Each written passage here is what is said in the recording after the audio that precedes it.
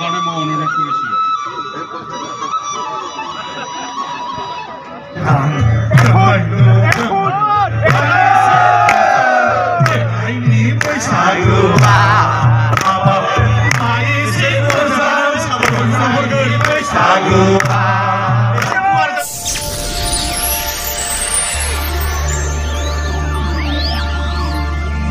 गुबुन बोसोरफोराव फालिबोनाय बायदियैनो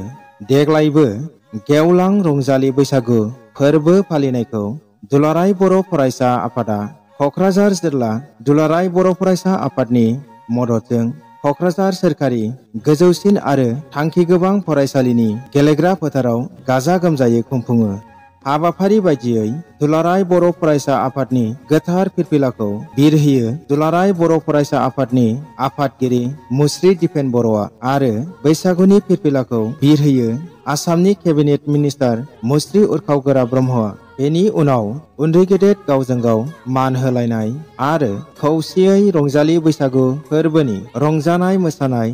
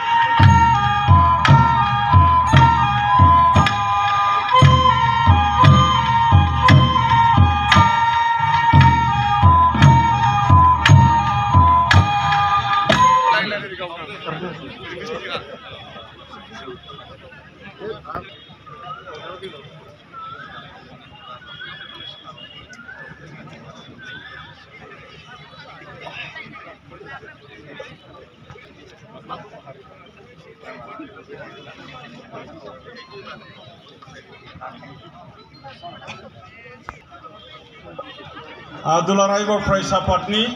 बिबानगिरि बिथांमोना जोंनि मानिजाथाव हांख्रायजानाय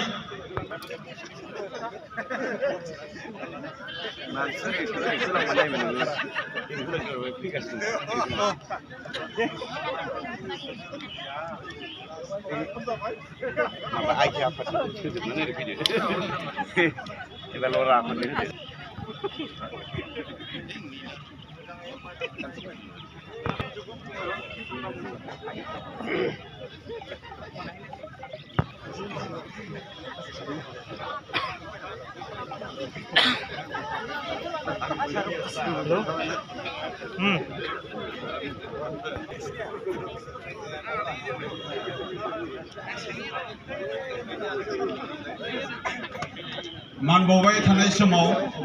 जोंनि दामजु दामग्राफोरा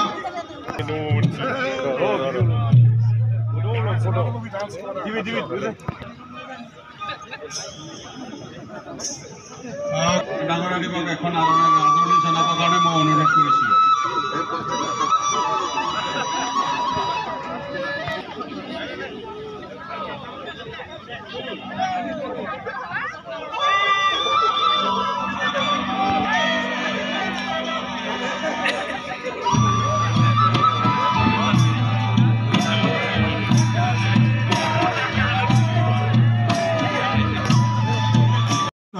मुस्रि उथावगोरा ब्रह्म बिथांखौ गांसे आर'नाइजों बरायनो थाखाय आङो गुरै खावलायबाय जे जोंनि दुलाराय बर' फरायसा आफादनि फिरफिला आरो बैसागुनि फिरफिलाखौ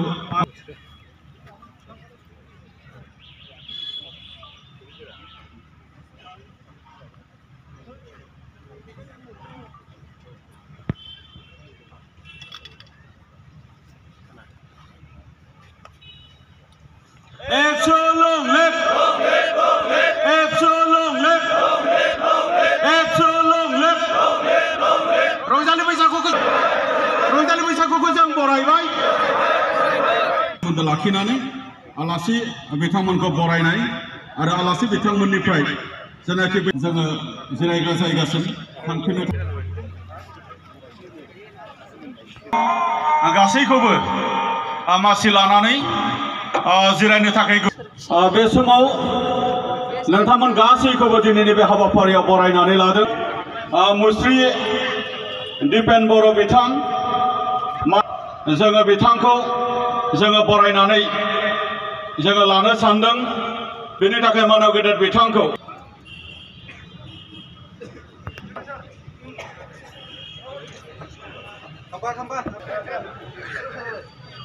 जोंनि बरायनायखौ नाजावनायनि थाखाय मानव गेदेर बिथांनिसिम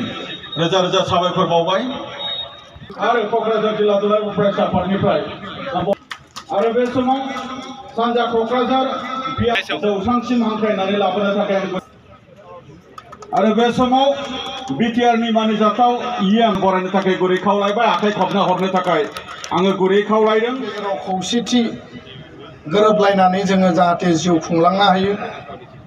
बड'फानि सानस्रिजों खौसेयै बर' हारिखौ गेरेमसा माहारि दानायनि जि मोन्थोर, बे गेरेमसा माहारि दानायनि मोन्थोरजों जों हाबा मावलांनो हायो। जों बयबो मिथिगौ बैसागुआ बोसोरफ्रोमबो फैयो। गोदान मोनसे महर, मिथिंगानि गोदान मोनसे थासारि आरो आबादारि गाहाय समाज आरो हारि हिसाबै बर' माहारिनि बे जुग जुग सोलिबोनाय आबै आबौ आजौ आजौमोननिफ्राय सोलिबोनाय रंजालि बैसागु आरो बे जोंनि दोरोङारि ट्रेडिशन, कालचार आरो हेरिटेज जाय गासै जोंनि बेनि जि केरेक्टारिस्टिक्स आरो फिचार्सखौ जोङो जोंनि एनसेस्टर्सफोरनिफ्राय मोननो हादों। बेबायदि सम्पद गोनां, बेबायदि मोनसे रिसर्सफुल गासैबो बिथिंजों जोङो राफोद आरो जोङो गोख्रोङै हारि दानायनि थाखाय, हारिखौ फोथांना लाखिनायनि थाखाय, हारिनि सिनायथि, जोंनि हारिमु, जोंनि दामनाय देनाय, जोंनि रंजानाय बाजानाय, जोंनि खुगा मेथाइनिफ्राय लानानै गासै बिथिङाव बैसागुआ मेहेर गोनाङै, ओंथि गोनाङै आबुं आरो बे मोनसे कमप्लिट माहारिनि मोनसे नेरसोन माहारिनि मोनसे बिदिन्थि माहारिनि मोनसे आयना आरो बेखायनो दुलाराय बर' फरायसा आफादा गोख्रों माहारि दाग्रा मोनसे फरायसा आरो माहारियारि आफाद हिसाबै माहारिनि इयुन आरो आथिखालखौ नोजोर बोनानै आबै आबौ आजौ आजौनिफ्राय मोनबोनाय बे ओंथि गोनां मेहेर गोनां गासैबो बिथिंजों कमप्लिट बे मोनसे रंजालि बैसागु आरो बे जे मोनसे हारिनि जे रिसर्सफुल जे मोनसे रंजाथाइ फोरबो बेखौ जों अरायै सिबिलांनाय फालिलांनाय आरो इयुन जोलैनो फोरोंलांनाया जोंनि बिबान जेरैबो जौगानाय फैयो गिदां खैफोदनिफ्राय बारग'नानै जोङो गोगो गोथार आरो जौगा मोनसे जिउ दानायाव बयबो जाहाथे देरहासार जालाङो आं बेखौनो मिजिंथियो दिनै 2001 मायथाइयाव जब माखासे 50 सासे मानसिखौ लानानै क'क्राझार कलेजनि खाथियाव थानाय लांदां फोथाराव बै समाव दुलाराय बर' फरायसा आफाद आरो माखासे मावथि बिथांमोनजों ज' जानानै थांखि लानाय बायदि लांदां बैसागुखौ फालिजेननाय जादों। बेनि सिगां बर'फ्रा लांदां बैसागुखौ बिदि गामि गामि फालियोबाबो बबेबा टाउन सोहोरनि फोथाराव फालिनाय जायामोन। नाथाय बैनि समनिफ्राय जागायनानै दिनै 2025 मायथाइ आरो जों प्राय 24 बोसोर लांदां बैसागुनि मोनसे दावगाबोनाय फारिखौ नुनो मोनबाय आरो लोगोसेनो बियो मोनसे दिनै रंजालि बैसागुआ फैनाय लोगो लोगो आसामाव रङालि बिहु जायखौ बुङो जे आसामनि मोनफ्रोमबो जायगानि मानसिफ्रा नोजोर होनो हमबाय जे क'क्राझाराव जागा लांदां बैसागुआ जागोन ना जाया मानो होनना बुंबा बे लांदां बैसागुनि जे मोनसे आकर्षण बक्तात्मा एबा बयजोंबो मोजां मोनजानाय जनप्रियता बियो 22 बोसोराव ओरैबादि बांनो हमदों जे बैसागुखौ बिदिबो फालिनो हायो। बेवहाय गुबुन गुबुन आफाद एबा हारि माहारिनिफ्रायबो बाहागो लाफैनानै जोंजों सलिडारिटिखौ देखायनो हायो। जोङो बेनि गेजेरजों मोनसे डिसिप्लिनखौ जोङो दिन्थिनो हादों जे बैसागुखौ लांदाङै उदाङै जोङो फालिनायनि गेजेरजोंबो बे फोरबोखौ मोनसे डिसिप्लिनाव लाबोनो हायो आरो जुदिও बेखौ मोनसे कम्पिटिशन बेस हाबाफारि खालामाखै जोङो बोथोरखौ बरायनाय आरो दसे सम ज' जानानै गोसो होसारनानै रंजालायनायनि मोनसे हाबाफारि हिसाबै लाबोदोंब्लाबो बेयो मोनसे जोंनि सिनायथि जानो थांदों। लोगो लोगोनो दुलाराय बर' फरायसा आफादनि मोनफ्रोमबो आनसलिक कमिटिफोराव बेखौ फारि फारियै बैसागु बोथोरा जोबजासिम फालिलांनायखौ जों नुनो मोनदों आरो बे मोनसे पपुलारिटि फैदों।